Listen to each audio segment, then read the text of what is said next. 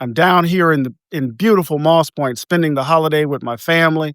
And you know what? I'm so blessed and thankful. My mom is strong. Thank you for your prayers. And my goodness, did we eat yesterday? Well, we want to begin where we always begin, and that is with what's going on in Gaza. Israel continues to engage in military operations in the Gaza Strip. There's a humanitarian crisis there. Amnesty International said genocide continues. We need to be mindful, right, as the ceasefire provides cover for continued military operations. So let's keep our attention there. Let's keep our attention too, as well, on what's going on in the West Bank. Right, this region continues to be a difficult spot on so many levels, and we need to understand that Benjamin Netanyahu and the Likud party are bad actors in this regard. So let's keep our eyes there. I want to turn our attention really quickly to one of the top stories of this week, and that, of course, is the shooting in Washington D.C. We lost someone. We lost a soldier. She died, and another one is battling serious injury. And our prayers go out to her family, to those who have to now bury their loved one. Our prayers are with the family who's worried about their family member surviving the wounds of this heinous attack. But we need to ask ourselves, why did this happen in the first place? Why did it happen in the first place? You could talk about the guy being from Afghanistan. Trump can engage in his nativist rhetoric around immigration that he did on Truth Social last night. But we need to ask the question, why were they there in the first place? These National Guardsmen and women, why were they there? So that Trump could appear strong. This deployment of U.S. soldiers in American cities, for what? So that he can appear tough on crime. They shouldn't have been there in the first place. They shouldn't have been there in the first place. And Trump can try to distract by appealing to this ugliness at the heart of the immigration debate, this ugliness that we see with these masked ICE agents. A Colorado judge just told them they can't be arresting folk without warrants. Of course, we have to see how that decision will last on appeal, but we know what these folk are doing. So this National Guardsman and woman should not have been in Washington, D.C. in the first place. And when we think about the young the Afghanistan man who committed this heinous crime, right? He was with the Zero Unit with the CIA in Afghanistan, witnessed and experienced some horrific things in the execution of that war, and was in effect cast aside, thrown away. CIA posted, he never should have been in the United States in the first place. Listen at this. Right? So part of what we have to do is to understand how Trump's performance, how this silliness around deploying troops into American cities set the stage for this tragedy. That's what we have to do. How he set the stage for this tragedy. Now he's on social media talking all of this nonsense about ending immigration from third world countries, revisiting all of the refugees admitted into the United States. I mean, this man has a calloused heart. And I want us to understand what he's doing and how we must not be complicit with it all. My Lord, our prayers go out to the family. Our prayers go out to the families who have witnessed two of their fellow guardsmen shot, one killed, and now they are racked with worry about their loved ones who have been deployed in these cities. And again, ask the question, for what? For Donald Trump to look like he's strong, like he's tough on crime, and the like, lying through his teeth every single day about the impact of this theater. So we have to deal with this story.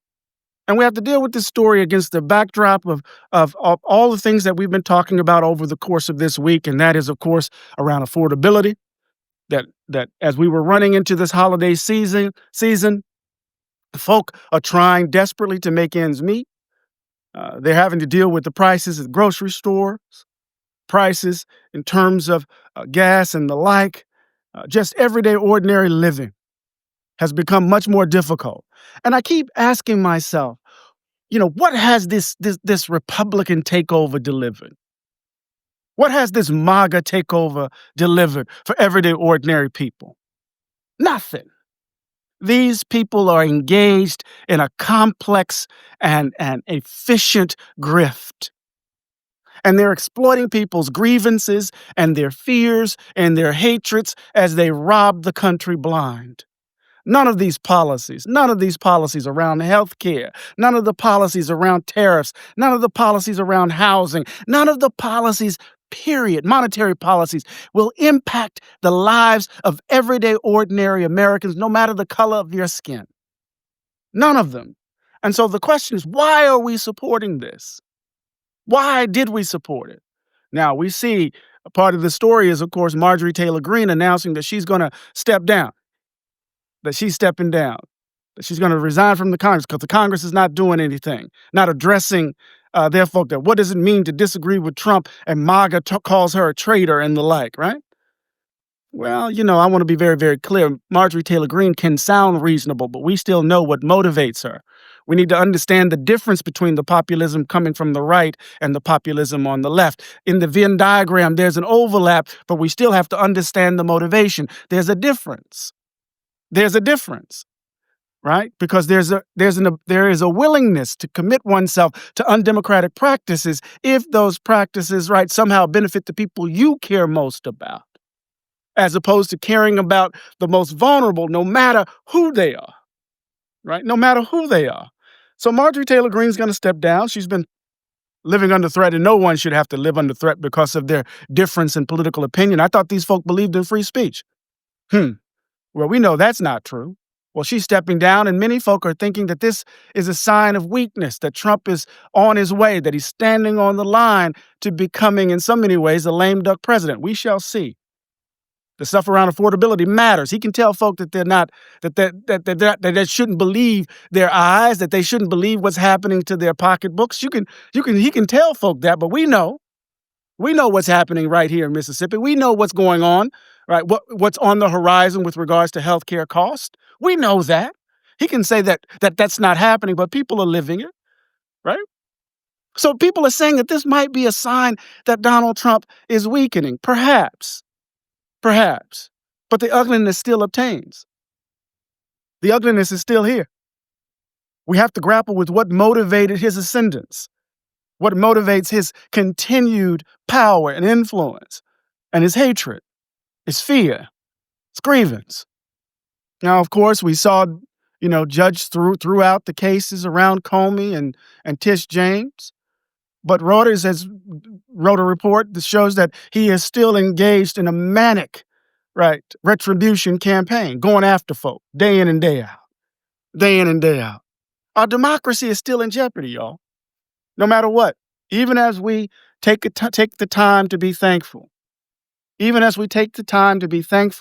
need to be mindful that our democracy is still under threat, under siege.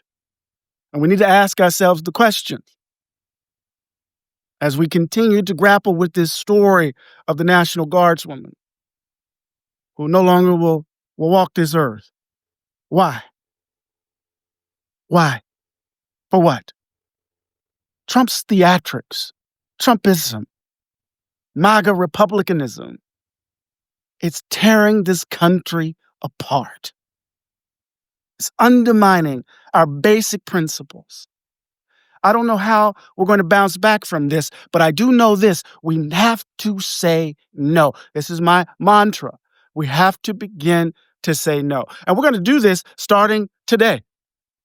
We ain't buying it. That's that campaign. We ain't buying it. I know it's Black Friday. There's sales. We want to go out shopping. We want to save some money because our money's tight. I understand that. But I'm keeping my money in my pocket today. We ain't buying it. We're going to target Home Depot and Amazon and Lowe's and the like. We're not buying it. We have to show our economic power, right, on this important day, because it's a sign. It's the beginning of the power of our refusal to consent to what Trumpism is all about. We're going to have to do it. We're going to have to do it. So we ain't buying it. We ain't buying it. Now, I've been talking about politics a lot. That's all I talk about, But today I want to say something about being thankful. Yeah. I've said it over and over again on my post and on the written page. But despite all of the nonsense that's happening, and I'm sitting here looking at the beauty of my little hometown, life still goes on. Folks still got to pay bills, of course. Folks still got to raise their children, pay the mortgage, dream big dreams. Folk got to bury the loved ones still. People have to grieve. And during this holiday season, I just want to give thanks. I've just reveled. I'm watching my parents, they're slowing down, and I'm looking at my mom. She's here. Thank God she's here. And I'm thankful. We have to be thankful in the midst of all of this chaos, in the midst of all of this evil. We have to be thankful for the love that sustains us, that offers us a kind of armor to not only survive the world, but to flourish in it. I'm thankful. I'm thankful for my colleagues. I'm thankful for my family. I'm thankful for those who are out on the front lines fighting for a more just country, a more just world. I'm thankful for you. I'm thankful for you for being a part of a Native Sons community. And yesterday we went to Mass. My mom wanted to go to Mass on Thanksgiving because she said, I have a lot to be thankful for. And the priest, a young priest, he had just turned 37, gave a sermon about the relationship between entitlement and how it blocks the way. Entitlement and gratitude. He said, entitlement blocks in so many ways the blessing, blocks the blessing. Entitlement blocks the blessing. But gratitude, humility, orients us to gratitude. I am so thankful. I am so thankful. I don't feel entitled, right? I feel the grace of God, his blessings, because my mama and my daddy are still here. And so are you. No entitlement, gratitude, grace.